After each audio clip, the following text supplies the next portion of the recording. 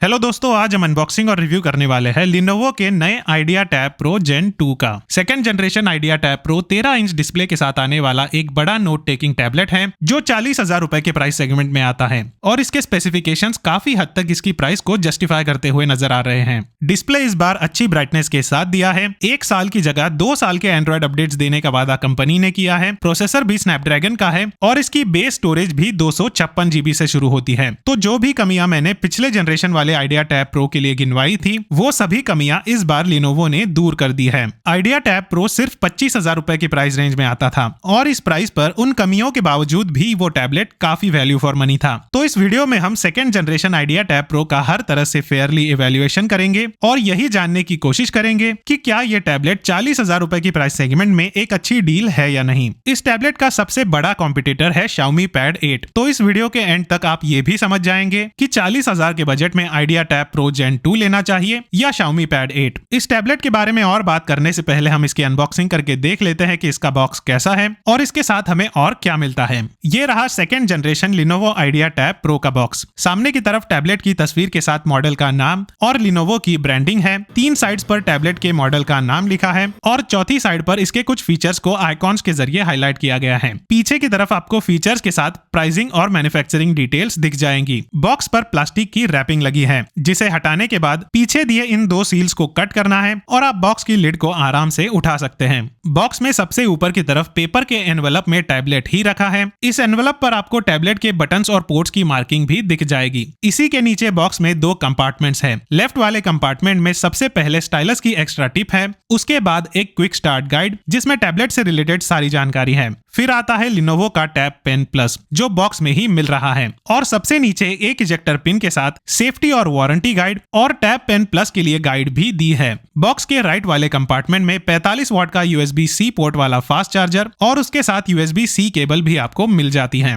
इस टैबलेट का unboxing experience काफी कंप्लीट लगता है और जरूरत की लगभग सारी चीजें आपको बॉक्स में ही मिल जाएंगी। बस एक कवर और स्क्रीन गार्ड खरीदने के बाद आप इसे इस्तेमाल करना शुरू कर सकते हैं। इस टैबलेट को मैंने Lenovo की ऑफिशियल वेबसाइट से ऑर्डर किया था। सेलिंग प्राइस थी 39,999 रुपए। इस पर मुझे 4,004 रुपए का कॉर्पोरेट डिस्काउंट मिला और मेरे Lenovo अकाउंट में 136 पॉइंट्स थे जिनके 68 रुपए काटने के बाद फाइनली इस टैबलेट के लिए मुझे 35,927 रुपए देने पड़े। Lenovo ऑफिशियल वेबसाइट के अलावा ये टैबलेट Amazon पर भी अवेलेबल है, तो ऑफिशियल वेबसाइट के साथ Amazon की लिंक भी मैं आपको डिस्क्रिप्शन में दे दूंगा। फिजिकल ओवरव्यू की बात करें तो सामने की तरफ एग्जैक्ट 13 इंच के वाइड स्क्रीन डिस्प्ले के साथ एक फ्रंट फेसिंग कैमरा है। लेफ्ट एज पर 3 पिन कनेक्टर है और राइट एज पर वॉल्यूम बटन्स के साथ 2 माइक्रोफोन और स्टाइलस अटैच करने की जगह है। टॉप एज पर पावर बटन्स के साथ 2 स्पीकर ग्रिल्स और एक माइक्रो SD कार्ड ट्रे आपको दिख जाएगा। JBL की ब्रांडिंग भी यहीं पर दी गई है और बॉटम एज पर इसके दूसरे 2 स्पीकर ग्रिल्स के साथ USB-C पोर्ट और डॉल्बी की ब्रांडिंग है। पीछे की तरफ सेंटर में Lenovo का एम्बॉस्ड लोगो है और टॉप राइट कॉर्नर में इसके मेन कैमरा के साथ LED फ्लैश भी है। फुल मेटल वाले यूनिबॉडी कंस्ट्रक्शन के साथ ये टैबलेट आता है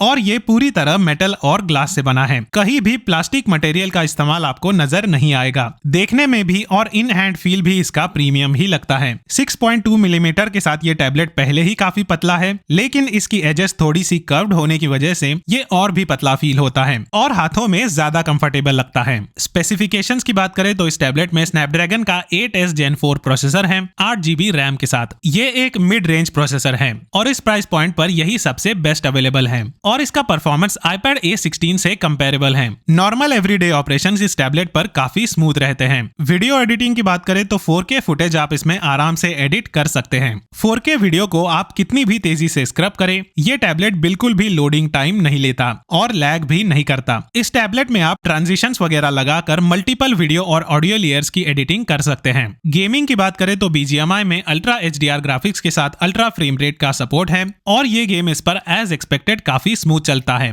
जायरो का भी सपोर्ट आपको इसमें देखने को मिलेगा और बड़ी स्क्रीन पर गेमिंग करने का एक्सपीरियंस काफी एंजॉयबल रहता है। तो मुझे इस टैबलेट से परफॉर्मेंस से लेकर कोई शिकायत नहीं है। मिड रेंज प्राइसिंग के हिसाब से इसमें बेस्ट अवेलेबल प्रोसेसर भी है और 8 GB की बेस रैम भी है और ये दोनों चीजें एक्सपेक्टेशन के साथ अलाइन करती हैं। अभी अभी मैंने Xiaomi Pad 8 का भी रिव्यू किया था, उसमें भी 8S Gen 4 प्रोसेसर के साथ 8 GB रैम का कॉम्बिनेशन है और इन दोनों टैबलेट्स में परफॉर्मेंस एक जैसा ही है और काफी अच्छा है। डिस्प्ले की अगर हम बात करें तो 13 इंच का LCD पैनल इस टैबलेट में दिया गया है। 3.5K वाला हाई रेजोल्यूशन डिस्प्ले है, जिस वजह से इतना बड़ा होने के बावजूद पिक्सल डेंसिटी 319 ppi की है और ओवरऑल पिक्चर क्वालिटी काफी शार्प लगती है। 144 हर्ट्ज का डिस्प्ले है और ज्यादातर ये 144 हर्ट्ज पर ही चलता है। तो स्नैपड्रैगन के 8S Gen 4 और 144 हर्ट्ज रिफ्रेश रेट की वजह से ये टैबलेट काफी स्मूथ और फास्ट फील होता है। लिनोवो के टैबलेट्स में हमेशा से जो कमी रही है वो भी इन्होंने इस बार दूर कर दी है। First generation idea tab pro सिर्फ 400 निट्स की ब्राइटनेस के साथ आता था। इंडोर्स इस्तेमाल करने में 400 निट्स भी काफी हो जाती है, लेकिन आउटडोर्स यूज के लिए हाई ब्राइटनेस जरूरी होती है।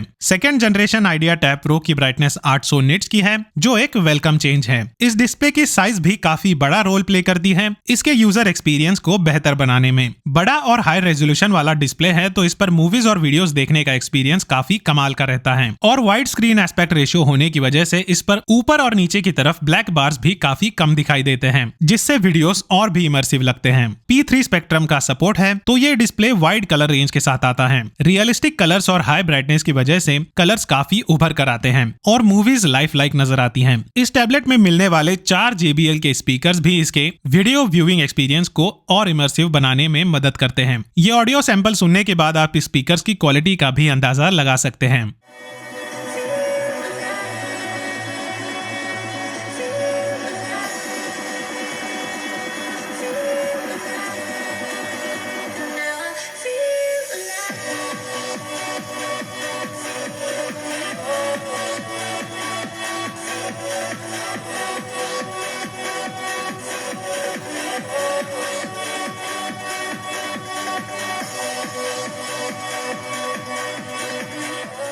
एंटरटेनमेंट डिवाइस के तौर पर मुझे लिनोवो का second generation idea tab pro Xiaomi Pad 8 से ज्यादा पसंद आया। दोनों डिस्प्लेस के रेजोल्यूशन में मामूली सा फर्क है जो आप नोटिस भी नहीं करेंगे। Xiaomi Pad 8 का डिस्प्ले छोटा होने के साथ साथ स्क्वायरिश भी है, तो उसमें ऊपर और नीचे की तरफ काफी मोटे ब्लैक बार्स नजर आते हैं और वीडियोस लिनोवो के मुकाबले काफी छोटे दिखाई देते हैं। बड़े और वाइड स्क्रीन एस्पेक्ट रेशियो वाले लिनोवो के डिस्प्ले पर वीडियोस और मूवीज देखने का जो एक्सपीरियंस है उसे Xiaomi Pad 8 मैच नहीं कर सकता। फीचर्स की बात करें तो मल्टीटास्किंग के लिए इसमें स्प्लिट स्क्रीन और फ्लोटिंग विंडोज के साथ लिनोवो के नए डेस्क मोड का भी सपोर्ट है और बड़ा डिस्प्ले होने की वजह से इस पर मल्टीटास्किंग करना और डेस्क मोड में मल्टीपल विंडोज को ओपन और रिसाइज करना काफी एफर्टलेसली हो जाता है। 13 इंच के डिस्प्ले वाले इस टैबलेट को आप डेस्क मोड में कीबोर्ड और माउस के साथ इस्तेमाल करेंगे तो आपको ऐसा ही लगेगा कि सामने कोई लैपटॉप रखा है। आप चाहे तो इसे एक्सटर्नल मॉनिटर के साथ भी कनेक्ट कर सकते हैं। फास्ट USB-C पोर्ट होने की वजह से यह एक्सटर्नल डिस्प्ले को भी सपोर्ट करता है। इसके वाइड स्क्रीन एस्पेक्ट रेशियो का फायदा यहाँ पर भी नजर आता है और इस वजह से टीवी पर दोनों साइड्स में ब्लैक बार्स काफी कम नजर आते हैं। स्क्वेरिश एस्पेक्ट रेशियो वाले टैबलेट्स जैसे Xiaomi Pad 8, iPad और OnePlus Pad 4 से अगर डिस्प्ले कनेक्ट करें तो काफी बड़े ब्लैक बार्स नजर आते हैं। इस बार आपको स्टोरेज भी 2 गुना मिल रही है और इसमें 256 GB की स्टोरेज है। इसी के साथ माइक्रो SD कार्ड से स्टोरेज को एक्सपांड करने का ऑप्शन अभी भी है और सर्कल टू सर्च के साथ AI के टूल्स भी आपको इसमें दिख जाएंगे। सॉफ्टवेयर अपडेट पॉलिसी की बात करें तो इसमें Android 16 प्री इंस्टॉल्ड आता है और 2 साल के एंड्रॉइड अपडेट्स देने का वादा लिनोवो ने किया है। इसका मतलब ये टैबलेट Android 18 तक अपडेट हो जाएगा। 2 साल के अपडेट्स अगर आपको कम लग रहे हैं तो मैं एक छोटा सा कंपैरिजन करके बात क्लियर कर देता हूं। अभी मैंने OnePlus Pad 4 का रिव्यू किया था जिसमें 3 साल के अपडेट्स मिलते हैं, लेकिन OnePlus ने अपने Pad 4 को out of the box Android 15 के साथ लॉन्च किया है, तो 3 अपडेट्स मिलने के बाद भी ये सिर्फ Android 18 तक ही अपडेट होगा। लिनोवो ने ऐसी कोई चालाकी नहीं की है और 2 जेन्युइन एंड्रॉइड सॉफ्टवेयर अपडेट्स आपको इसमें मिल जाएंगे।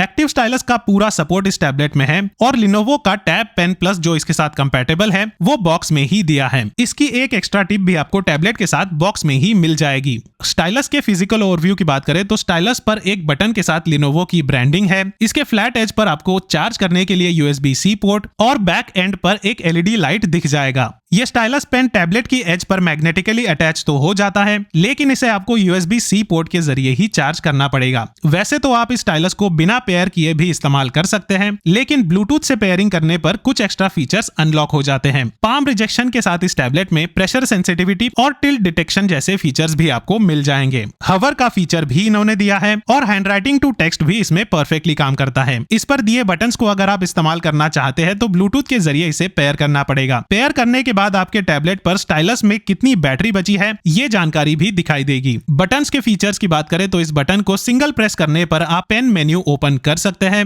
डबल प्रेस करने पर या तो आप टूल्स के बीच स्विच कर सकते हैं या सर्कल टू सर्च को एक्टिवेट कर सकते हैं। लिनोवो का स्टाइलस पेन काफी फीचर रिच लगता है, लेकिन सिर्फ तब तक जब तक हम इसे Xiaomi फोकस पेन प्रो के साथ कंपेयर नहीं करते, क्योंकि इस प्राइस ब्रैकेट में Xiaomi पैड 8 के साथ फोकस पेन प्रो काफी प्रीमियम फीचर्स के साथ आता है। फोकस पेन प्रो में वायरलेस चार्जिंग और पेयरिंग मिलती है, जिसके कन्वीनियंस को मैच नहीं किया जा सकता, क्योंकि आपको उसे कभी भी अलग से चार्ज करना याद नहीं रखना पड़ेगा। लिनोवो वाले सभी फीचर्स के अलावा फोकस पेन प्रो में डबल टैप और स्क्वीज जैसे जेस्चर्स के साथ हैप्टिक फीडबैक का भी सपोर्ट है। तो अगर टैबलेट पर हैंड रिटन नोट्स लिखना आपके लिए सबसे जरूरी है तो आपको Xiaomi को ही प्रेफरेंस देना चाहिए। Second generation idea tab pro में 8 मेगापिक्सल का फ्रंट और 13 मेगापिक्सल का रियर कैमरा है। फ्रंट कैमरा की क्वालिटी लो लाइट में थोड़ी ग्रेनी जरूर नजर आती है, लेकिन वीडियो कॉल्स के लिए ये चल जाएगा। 13 मेगापिक्सल का रियर कैमरा भी डिसेंट क्वालिटी के साथ फोटोज क्लिक कर सकता है। इन कैमरा से आप बहुत ज्यादा इंप्रेस तो नहीं होंगे, लेकिन टैबलेट की जरूरतों के लिए ये भी काफी है। इसके अलावा इस टैबलेट में 10,200 mAh की बैटरी है, जो बॉक्स में दिए 45 वॉट के चार्जर से 2 घंटे से भी कम समय में फुल्ली चार्ज हो जाती है। 5 से 6 घंटे हैवी गेमिंग कर सकते हैं और नॉर्मल यूज में ये टैबलेट 9 से 10 घंटे भी चल जाता है। कंक्लूजन की बात करें तो मेरे हिसाब से लिनोवो का ये idea tab pro second generation 40,000 रुपए की प्राइस सेगमेंट में one of the best note taking tablet है।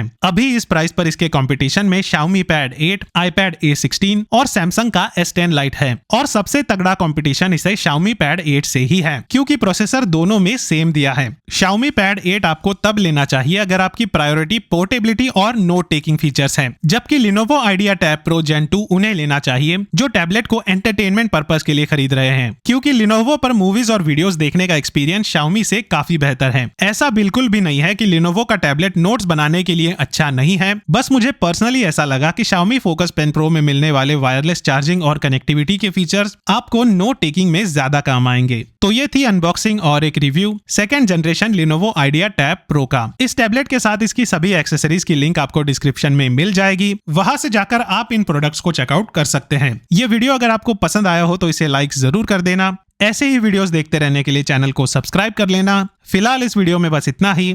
धन्यवाद।